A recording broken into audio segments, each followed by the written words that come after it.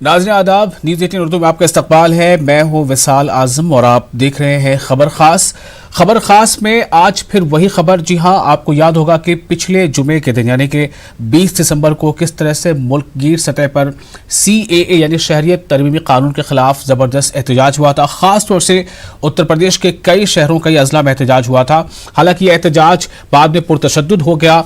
खबर ये भी बताई गई कि ये पुरतशद्दुद एहतजाज कैसे हो गया, इसकी भी जांच होनी चाहिए। लेकिन उसके बाद जिस तरह से पुलिस एक्शन रहा, उसको लेकर भी अब सवाल उठने लगे हैं कि अगर तशद्दुद भीड़ ने किया था तो उसके लिए वो जिम्मेदार है, लेकिन अगर कहीं कहीं से पुलिस के तशद्दुद की खबर है तो उसकी जिम्मेदारी कौन लेगा। हालांकि ये सब कुछ जांच का मामला है।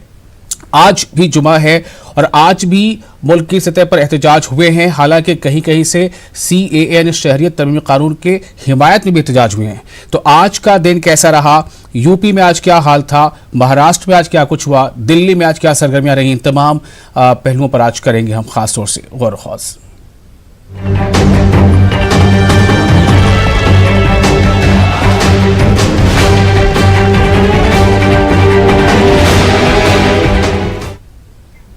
तो सबसे पहले आपको हम दिखाना चाहते हैं 8 तस्वीरें, जिससे आपको एक झलक मिल सकेगी कि मुल्क भर में कहां कहां आज किस तरह से एहतजाज हुआ है। दरअसल एहतजाज तो मुल्क के कई शहरों कई हिस्सों में हुआ, लेकिन हर तरह के एहतजाज को और हर जगह के एहतजाज को हम तस्वीरों में आपके सामने यहाँ स्क्रीन पर दिखा सकें, ये हमारे लिए भी मुमकिन कई बार नहीं हो पाता है।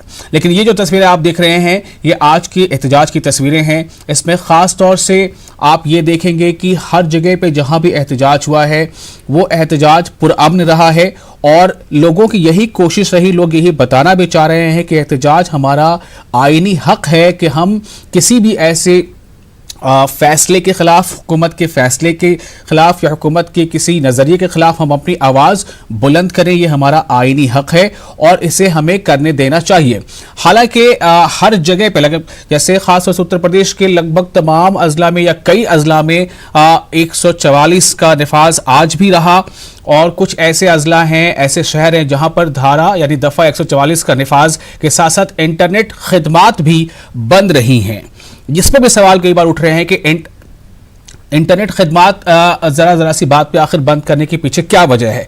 क्या इससे ये समझा जाए कि हालात बहुत ज़्यादा ही बेकाबू हैं, या फिर ये कहीं ना कहीं जो हमारी इंतज़ामिया है उसकी एक तरह से नाअहली को साबित करता है। हम आपको दिखा रहे हैं कि आज जो जामा मस्जिद दिल्ली में एहतजाज था, इसकी ख़ास बात यह थी कि आज इस एहतजाज में गुज़श्ता जुमे की तरह इस बार का एहतजाज भी ये इस वक्त नमाज के पहले और नमाज के बाद भी पुरअमन तौर पर रहा। और इस एहतजाज में कांग्रेस के कुछ लीडर भी शामिल हुए और सिविल सोसाइटीज के कई वहां पर लीडर और कारकुन वहां जमा हुए और उन्होंने CAA और NRC और अब जो उसमें NPR की बात आ रही है इसको समझने समझाने की भी अपील की और साथ ही साथ ये कहा कि जो उसको लगता है कि ये बिल्कुल समझी बात है तो इसे उसकी मुखालफत का उसे हक है।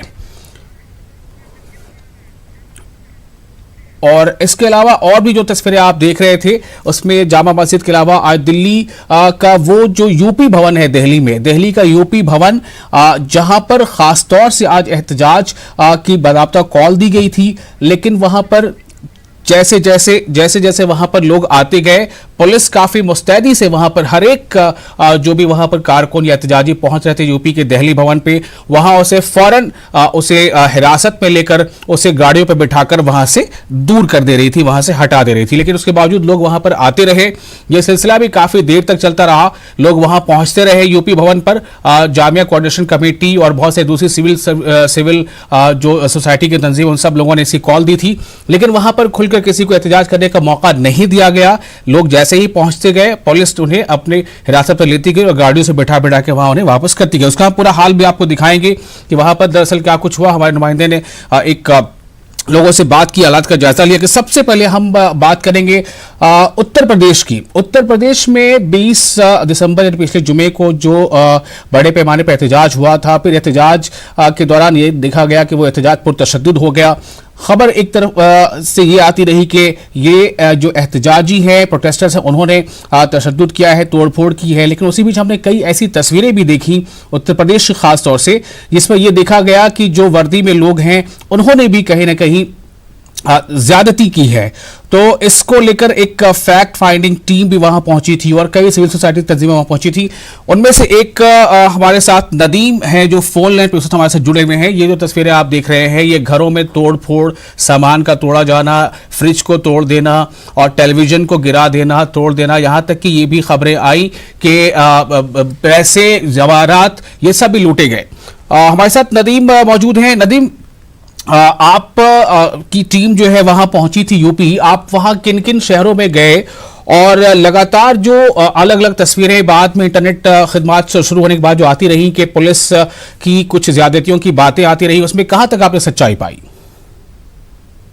हम लोग ने अलग अलग जगह टीम भेजी थी। मैं मुजफ्फरनगर और मेरठ में था, जिसमें मैं था, जोगेंद्र यादव थे और कविता कृष्णन थी जी। अलग अलग शहरों में हमारी टीम गई है, लोगों के टच में भी हैं। तो जो रिपोर्ट आ रही है वो बिल्कुल दिल दहला देने वाली है। पुलिस एट्रोसिटीज कभी इतना ज्यादा सुना नहीं गया है।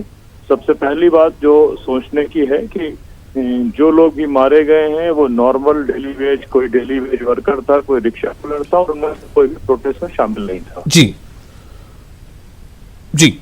तो ये कैसे इस बात को लेकर क्या प्लान ऑफ एक्शन आगे तय होगा और क्या इस बारे में कुछ उम्मीद है? क्योंकि हम लगातार ये देख रहे हैं कि कुछ लीडर्स भी पहुंचते हैं किसी से मिलने के लिए भी, तो उनका भी एक तरफा नजरिया रहता है। वो कहते हैं कि हम दंगाइयों से या रॉयटर्स से मिलने, उनके घर वालों से मिलने क्यों जाए, जबकि अभी यह मामला कोर्ट में सच या झूठ की शक्ल में सामने नहीं आया है कि वाकई वो मुलजिम है या मुजरिम है। इस बीच क्या प्लान ऑफ एक्शन होगा आगे नदीम?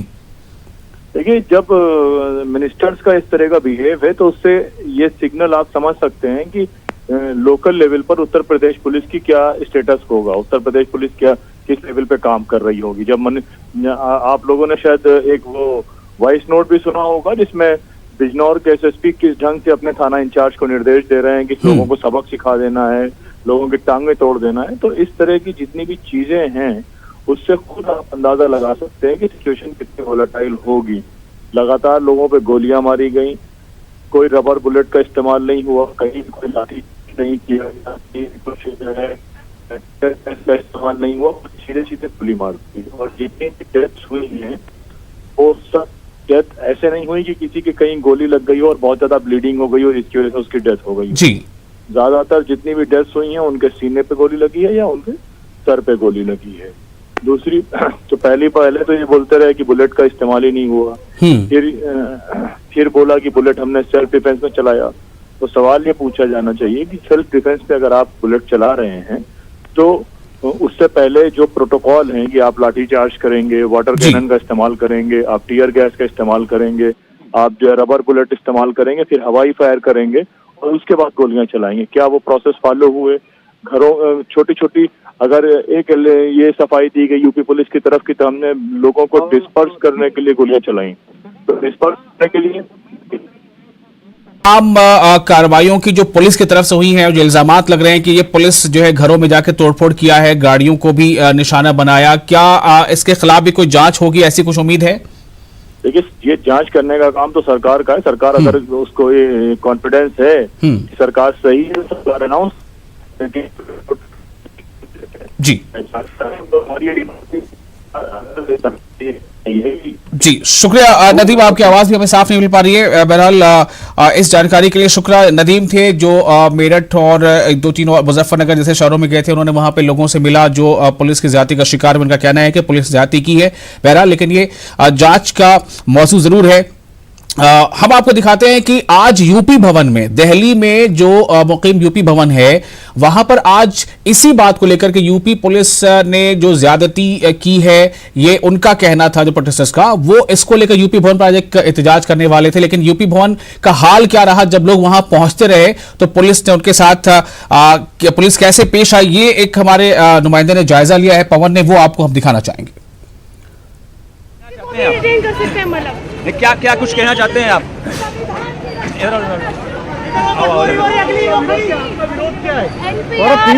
NPR जो देश की जनता के ऊपर थोपा जा रहा है, झूठ बोला जा रहा है, लेकिन संसद ने पास किया इसको। जी नहीं, संसद ने जो कानून पास किया है संसद नहीं मानती है, संविधान के खिलाफ है। तो आप किसको संविधान मानते के हैं? खिलाफ किसको नहीं मानते हैं है। फिर आप? ये संविधान के गाड़ी में, खिलाफ गाड़ी में, है। गाड़ी में। योगी मोदी गाड़ी की में, गाड़ी में। गुंडागर्दी नहीं चलेगी। आप देख रहे हैं किस तरीके से आवाज को दबाने का काम कर रहे हैं, पर हम लोग बहुत महात्मा गांधी के विचारों पर चलने वाले देश के लोग हैं। तो ये आपने हाल देखा, यूपी भवन का हाल था। और इस वक्त हम सीधे रुख करेंगे मुंबई, जहां बहीउद्दीन हमारे साथ मौजूद हैं। बहीउद्दीन, मुंबई में आज क्या कुछ रहा? आजाद मैदान पर जहां कुछ एहतजाजियों के ये एहतजाजी मुजाहरे की खबर है, वहीं खबर ये भी एक अगस्त क्रांति मैदान पर CAA के हक में भी वहां पर लोगों ने सिट इन किया है, धरना दिया है। बहीउद्दीन जी देखिए, मैं आपको बता दूं कि मुंबई जो है वो मरकज़ बना हुआ है एहतजाज का, लेकिन इसकी खासियत ये है कि ये पूरा के पूरा एहतजाज फिलहाल पुरअमन है। मुंबई के अगस्त क्रांति मैदान में जहां बीजेपी जो है वो इसकी हिमायत में मोर्चा करी है, धरना करी है, बड़ी तादाद में लोग जमा हुए हैं, तो उससे बड़ी तादाद में लोग जो है वो मुंबई के आज़ाद मैदान में जमा हुए हैं और ये CAA और NRC के खिलाफ जो है वो जमकर नारेबाजी कर रहे हैं। इनका ये है कि NRC और CAA जो कानून है वो सियाह कानून है और ये कानून जो है वो हुकूमत ने आवाम पर थोपा है। तो क्या एहतजाज अब भी चल रहा है? फिलहाल जो है वो मुंबई के आज़ाद मैदान में जो है वह एहतजाज अभी भी जारी है। हजारों की तादाद में तलबा तलबात वहाँ पे जमा है, बिना मजहब वो मिल्लत बिना तफरीक लोग वहाँ पे आए हुए हैं और उनका एक ही मुतालबा है कि इस सियाह कानून को वापस लिया जाए। हमारे साथ मिलिंद रानाडे हैं जो कि मारूफ एक्टिविस्ट हैं और इस पूरे मामले पर निगाह रखते हैं। एक बात ये बताइए कि जो एहतजाज हो रहा है CAA के खिलाफ, NRC के खिलाफ, NRC जो है वो संसद में पास होता है और उसके बाद कानून की शक्ल अख्तियार करता है। आप जमहूरी हक की बात कर रहे हैं तो ये जमहूरी तरीके से हुआ है, ऐसा बोलना है लोगों का। ये आप CAA की बात कर रहे हैं बहीउद्दीन? सरकार की जो नीयत है, ये नीयत पे ही शक है, क्योंकि ये इंक्लूसिव सरकार नहीं है। ये किसी को बाहर रखना, तोड़ना, लोगों में आपस में झगड़ा फैला करना, ये प्रकार की यह सरकार है। अब जो NPR है, जो कि एक पहला है, लोगों को बाहर रखने में NPR है। NPR में इस बार 2 नए प्रश्न पूछे गए हैं। हालांकि यह सच है कि NPR में आपको डॉक्यूमेंट्स नहीं देने हैं, मगर NPR से किसको पकड़ना है NCR में वो पता चलेगा, क्योंकि सेंसस का जो कानून है उसमें जो भी इंफॉर्मेशन मिलती है वो एक डिपार्टमेंट से दूसरे डिपार्टमेंट में नहीं जा सकती, ऐसा कानून है। NCR में ये बार 2 सवाल पूछे हैं कि आपके पिताजी और माताजी की जन्म तारीख क्या है और NPR में और उनका जन्म कहां हुआ था।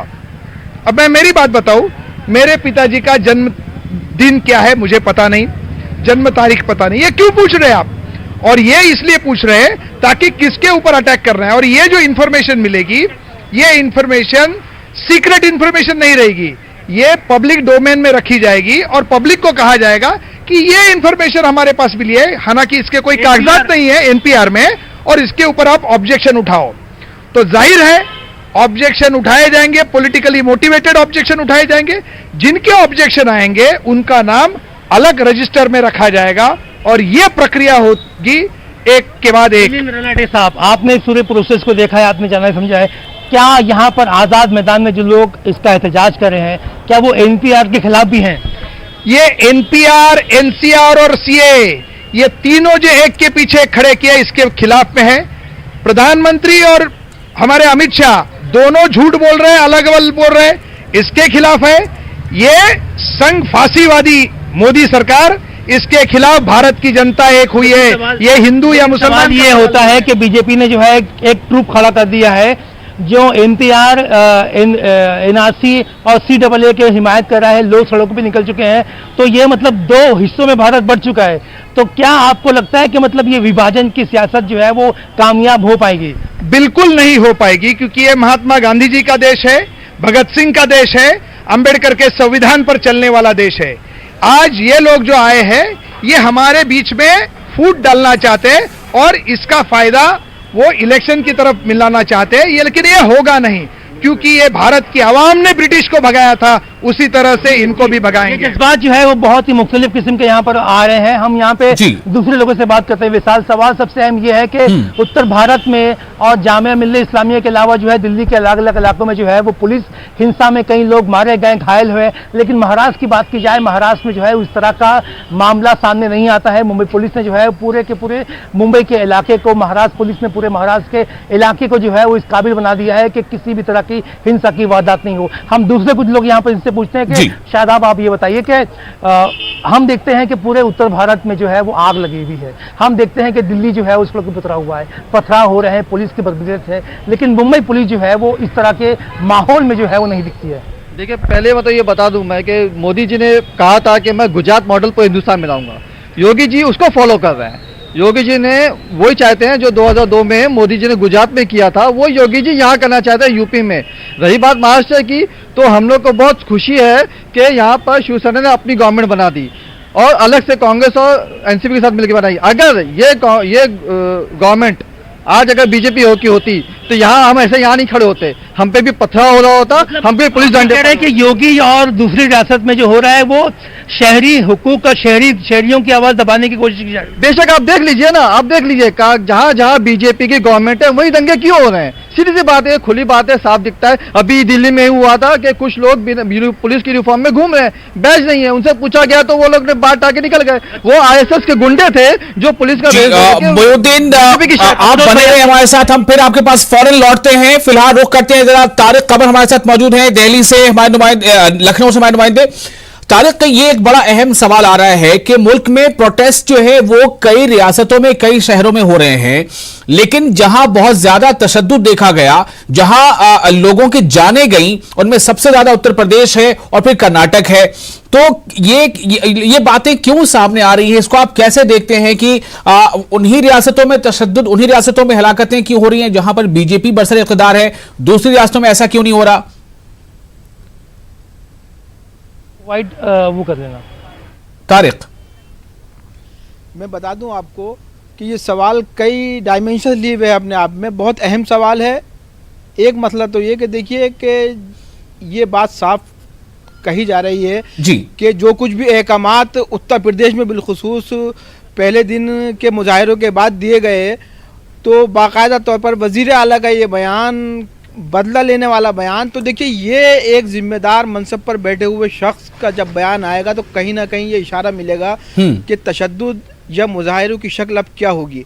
नंबर 2, देखिए बीजेपी के ऊपर इल्ज़ामात लग रहे हैं, पुलिस इंतजामिया पर इल्ज़ामात लग रहे हैं। आज भी हमने कई जिम्मेदार शहरियों से बात की है और कई जिम्मेदार पुलिस अफसरान से बात की है। डीएम से हमारी बात हुई है, एसपी से बात हुई, एसएसपी से बात हुई है। ये लोग मानने को तैयार नहीं है कि पुलिस ने किसी भी तरह की कोई ज्यादती की है या कोई ऐसी कार्रवाई की जिससे शहरियों को परेशान किया जा सके। इसका अगर हम बरक्स देखें बिल्कुल तजाद, तो शहरियों के बयानात यही हैं कि पुलिस ने मुख्तलिफ मकामात पर बाकायदा तौर पर तशद्दुद बर्पा किया है, खुद तशद्दुद का आगाज़ किया है और उसके बाद जो गिरफ्तारियों का सिलसिला शुरू हुआ है उसको भी पुलिस ने जिस अंदाज से पेशरफ्त की है तो वो काबिल मजम्मत है। तो देखिए मुख्तलिफ सतहों पर बयानात जो हैं बिल्कुल मुख्तलिफ हैं, बिल्कुल बरक्स हैं। आवाम के जो बयानात हैं वो पुलिस से बिल्कुल बरक्स हैं। और ये बता दें आपको विशाल, जैसा कि आपका सवाल है, तो देखिए इस मंजरनामे के हवाले से बीजेपी ने ये इल्ज़ाम लगाए कि ये कांग्रेस और दूसरी सियासी जमातें उन तमाम रियासतों में करा रही हैं जहाँ हमारा इक़्तिदार है, लेकिन एक तादाद और बड़ी तादाद उन लोगों की भी है जो ये कहते हैं नहीं ये हुकूमत के इशारे पर हो रहा है। तो देखिए इस मौजू पर भी खूब सियासत की जा रही है और खुल के सियासत की जा रही है। और जैसा कि आपने भी बताया था कि कहीं ना कहीं लगता है कि इसको एक मुकम्मल तौर पर सियासी रुख दे दिया गया है, मजहबी रुख दे दिया गया है, और जिसमें किसी न किसी हद तक लोग और बिलखुसूस बरसर इख्तिदार जमात के लोग कामयाब नजर भी आते हैं। ताहम बड़ा तबका और तमाम तर तबकात जो हैं वो इस बात को बार बार कह रहे हैं कि ये जो एहतजाज है ये अवामी तहरीक है, ये अवाम का एहतजाज है, किसी मखसूस मजहब का एहतजाज नहीं। तारिक, क्या ये समझा जाए कि ये अवामी तहरीक, ये अवाम का एहतजाज, ये इसे एक तरह से मतलब डिरेल करने की कोई कोशिश है? खबरें ये भी आ रही हैं कि अगर प्रोटेस्ट जो है वो हो रहा है, वो पुरअमन प्रोटेस्ट हो रहा है, तो अचानक पथराव कहीं से हो जाता है। खबर ये भी आ रही है कि कहीं ऐसा तो नहीं कि कोई और दूसरा फ्रिंज एलिमेंट इसमें शामिल हो गया हो, वो उकसाता है, वहां से गायब हो जाता है। था उसके मुकाबिल कोई एहतजाज मुनज़्ज़म नहीं किया जाता था, लेकिन अब जहां जहां एहतजाज के ऐलान हो रहे हैं, मुजाहिरों के ऐलान हो रहे हैं, तो हम ये भी देख रहे हैं कि उसके बरक्स, उसके बिल्कुल एक तदारुद में जिसको कहें एक एहतजाज और मुनज़्ज़म कर दिया जाता है बरसर इक़्तिदार जमात की जानिब से, जिसमें तमाम तर बीजेपी के लोग और उसके हलीफ जमातों के लोग नजर आते हैं। तो देखिए ये जो है ये कहीं ना कहीं एक सियासत इसमें शुरू हो गई है और बड़ी सियासत की जा रही है। अब देखना यही है कि वो फोर्सेस जो तमाम तर लोगों को साथ लेकर चल रही हैं, जो CAA के, NRC के, NRP के खिलाफ मैदान में उतरी हैं, तमाम तबकों के, तमाम मज़ाहिब के लोग जिसमें शामिल हैं, उनको कामयाबी मिलेगी, लेकिन कितनी देर में मिलेगी ये तमाम सूरत। बिल्कुल, आप बने रहे हमारे साथ। तारिक, मैं अब सीधे रुक करूंगा दिल्ली, खुर्रम का। खुर्रम, आज दिल्ली में जो है खबरें तो यही आ रही हैं कि सब कुछ शांत रहा, लेकिन क्या जो एक प्रोटेस्टर है जो चाहता है कि आईन के हक के दिए हक के तहत हम अपनी आवाज बुलंद करें, जब उसे आवाज बुलंद करने का मौका क्या दिया गया? क्या यूपी भवन में आज जो एक पुरअमन एहतजाज होना था, क्या वो हो पाया?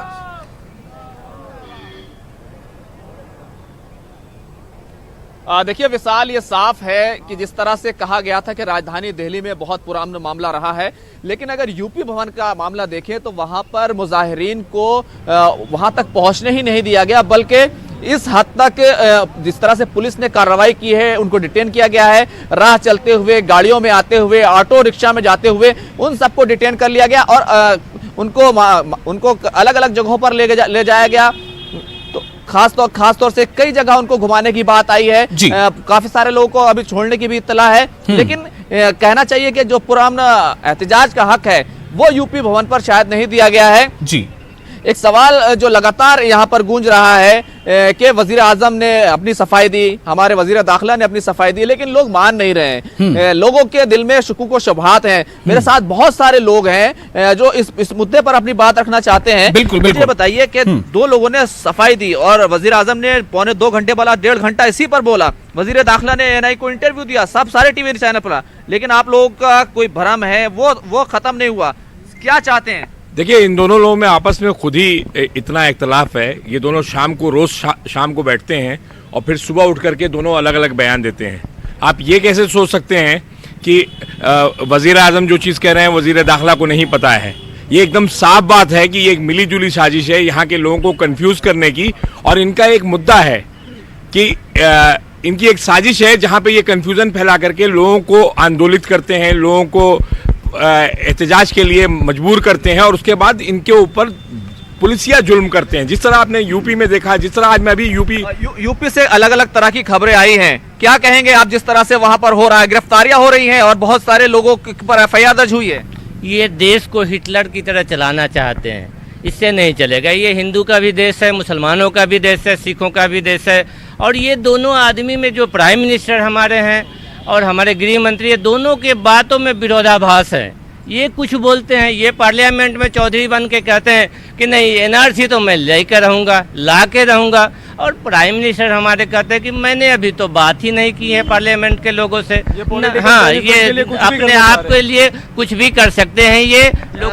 देखिए, लेकिन एक बात यह है कि इस पूरे एहतजाज में जो पूरा ये तहरीक चली है, इसमें खवातीन का बड़ा रोल रहा है। आप क्या कहेंगी, आपको किस चीज ने यहाँ पर आने के लिए मजबूर किया? एक बात ये भी कहेगी, एक रिमोट कंट्रोल है जिससे लोगों को गुमराह किया जा रहा है। देखिए, मैं यहाँ आई हूँ क्योंकि मैं एक इंडियन हूँ, और अगर लोग क्वेश्चन करेंगे इस चीज़ को तो हम लोग आएंगे और अपनी हक के लिए लड़ेंगे। अगर हमें हक नहीं दिया जाएगा और अगर कोई भी चीज़ अनकॉन्स्टिट्यूशनल होगी, हम यहाँ आए हैं अपने कॉन्स्टिट्यूशन के लिए, तो अगर वो इक्वालिटी अगेंस्ट लॉ नहीं हो रहा है, equality on the basis of religion नहीं हो रहा है, so we will come out और हम आके बोलेंगे, क्योंकि हम लोग स्टूडेंट्स हैं और हमारा हक बनता है बोलने का। हमें प्रोटेस्ट करने का भी हक नहीं दिया जा रहा है। अगर कोई कहीं प्रोटेस्ट करना चाहता है तो पुलिस आके उनके ऊपर लाठी चार्ज करती है। इवन जो लोग साइलेंटली प्रोटेस्ट कर रहे हो या वायलेंट नहीं हो रहे हैं, उनके साथ भी लाठी चार्ज, आंसू गैस और पता नहीं क्या क्या हो रहा है। सीए पर तो एतराज़ ठीक था, लेकिन अब एनपीआर पर भी सीधे तौर पर खवातीन की तरफ से काफ़ी एतराज़ हो रहा है। बहुत सारी खवातीन आज यूपी भवन पर गई थी एहतजाज करने के लिए, उनको डिटेन कर लिया गया। जी, तो जो एनआरसी है उसकी प्री कंडीशन कह सकते हैं या स्टेज 1 कह सकते हैं जो हमारा एनपीआर है। तो अगर आप पहले लिस्ट बना लेंगे लोगों की, आप प्रूफ नहीं मांग रहे हैं लेकिन आपने लिस्ट क्रिएट कर ली, उसके बाद कोई भी ऑब्जेक्शन रेज करेगा। मुझे बताइए, एनपीआर की बात हो रही है, क्या आप जाएंगे, क्या आप एनपीआर में अपना रजिस्ट्रेशन कराएंगे? सर, सबसे पहली बात तो ये है कि एनपीआर को मंत्रालय ने इससे पहले अलग अलग टाइम में लिखित रूप में भी कहा है और खुद जो मौजूदा गवर्नमेंट है इसने बार बार कहा है, कम से कम 9 बार कहा है कि खुर्रम, लोगों के हाथ में प्लाकार्ड्स हैं, क्या मैसेज ये प्लाकार्ड के जरिए देना चाहते हैं, जरा पढ़ें उसे। क्यों जाएंगे? सबसे पहले हमने जब एनआरसी का बायकॉट कर दिया है और एनपीआर एनआरसी का पहला कदम है। देखिए विशाल, मैं बिल्कुल दिखाना चाहूंगा। देखिए किस तरीके से फासिस्ट स्टेट ना बने हमारा मुल्क, ये दिखाने की कोशिश की गई है। इसी तरीके से दिल्ली पुलिस और यूपी पुलिस ने जिस तरह से लोगों पर अपनी कुव्वत का इस्तेमाल किया है, ताकत का इस्तेमाल किया है, उसके खिलाफ यहाँ पर आवाज उठी है। इसी तरीके से आप ये देख सकते हैं कि कुरान, बाइबल और जो मजहब की चीजें हैं वो क्या कुछ कहते हैं, उनको यहाँ पर दिखाने की कोशिश की गई है। इसके अलावा आप देख सकते हैं कि किस तरीके से अलग अलग तरह के जो बैनर्स हैं वो यहाँ पर दिखा करके अपनी आवाज जगाने की कोशिश की गई। आप यहाँ पर खड़ी हैं, क्या कहना चाहती हैं, बताइए। मैं यहाँ से मतलब एक पूरे सबको मैसेज देना चाहती हूँ, पूरे हिंदुस्तान को, जिस तरह ये हमारा प्रोटेस्ट है, जामिया प्रोटेस्ट है, इसको एक जिस तरह पूरे वर्ल्ड में हमें रिप्रेजेंट करा जा रहा है कि ये जामिया जो इंडियन गवर्नमेंट्स वर्सेस मुस्लिम है, लेकिन ये मुस्लिम नहीं है। इस वक्त ये आलम है, टोटल मीडिया जो है सिर्फ मुसलमानों को हाईलाइट कर रहा है, मतलब आप गोदी मीडिया कह सकते हैं। इस वक्त 20,000 दलित भी सड़कों पर उतरा हुआ है, 10,000 सिख भी उतरा हुआ है, 35 करोड़ मुसलमान भी उतरे हुए हैं, लेकिन सिर्फ मुसलमानों को ही दिखाया जा रहा है। यानी ये दिखाना चाहते हैं हम भगोड़े हैं, हम आतंकवादी हैं, लेकिन हम आतंकवादी नहीं। ये तस्वीर वो उनकी बात अलग है। खुर्रम, ठीक है, उन्हें ऐसा समझ में आ रहा होगा। मैं अब सीधे चलूंगा, लास्ट के हमारे पास 1 मिनट बचे हैं, मोहिउद्दीन के पास मुंबई। मोहिउद्दीन, आपके पास फिर से एक बार आ रहा हूं। ये आपने सुना अभी यूपी में के ताल्लुक से क्या बता रहे थे हमें तारिक, और दिल्ली में क्या कुछ हो रहा है। एक बार फिर आपके पास मोहिउद्दीन आ रहा हूं मैं कि असल में अब लोग चाह क्या रहे हैं। एनआरसी नहीं होगा, ये पीएम ने कह दिया, अमित शाह ने कह दिया, हमारे वज़ीर दाखिला है कि एनआरसी का एनपीआर से कोई लेना देना नहीं है। तो अब किस बात पे एतराज है मोहिउद्दीन? जी बिल्कुल, ये आपका जो सवाल है बहुत ही वाजिब है और ये सीधा सवाल हम यहाँ पर मौजूद लोगों से करते हैं कि वज़ीर आज़म ने ये कह दिया साफ साफ कि एनआरसी नहीं होगा, एनआरसी के ताल्लुक से जो है नकार दिया है। इसके बावजूद भी जो है लोग, मतलब फिलहाल कोई चर्चा नहीं है, ये कहना है जो जोश है वो नहीं कम हो पा रहा है। क्या वजह है इसकी? बिल्कुल, वजीर आजम के बातों पर पूरे देश भरोसा बिल्कुल करने को तैयार नहीं। जिस तरह से अमित शाह जी ने बिल पास कराया पूरे 4 दिनों में, राज्यसभा से उसकी लोकसभा में 1 दिन पास करा, उसके तीसरे दिन राज्यसभा में पास करा, उसके चौथे दिन राष्ट्रपति जी से मुहर भी लगवा ली। तो ये बिल्कुल दर्शाता है दोनों जन के बातों में बिल्कुल डिफरेंस है और पूरी जनता यकीन करने आप चाहते क्या है? क्योंकि जब प्राइम मिनिस्टर ने बोल चुके हैं कि एनआरसी लागू नहीं होगा, तो ऐसी सूरत में आप क्या लिखित तौर पे चाहते हैं, उनसे क्या चाहते हैं? बिल्कुल, एक स्टेज से बोलने में बात फर्क होती है, पार्लियामेंट में बातें रिकॉर्ड की जाती है, स्टेज में कोई बातें रिकॉर्ड नहीं होती है, जुमले होते हैं। खुद अमित शाह जी ने 2014 में जिन बातों को स्टेज से कहा था, उन्होंने खुद बताया था कि जुमले होते हैं और इलेक्शन के दौरान में इस बातों को बोला जाता है। और जिस तरह रामलीला मैदान में क्या है और सही मानों में एक अनाउंसमेंट और एक फैसला क्या है, इसको लेकर आवाम जो है चाहते हैं कि बिल्कुल साफ शफाफ ढंग से कोई ऐलान हो। बहुत बहुत शुक्रिया आप तमाम लोगों का हमारे साथ बने रहने के लिए, और हमारे नाज़रीन का भी। आप बने रहे न्यूज़ 18 उर्दू के साथ। मुझे दीजिए इजाजत, आदाब।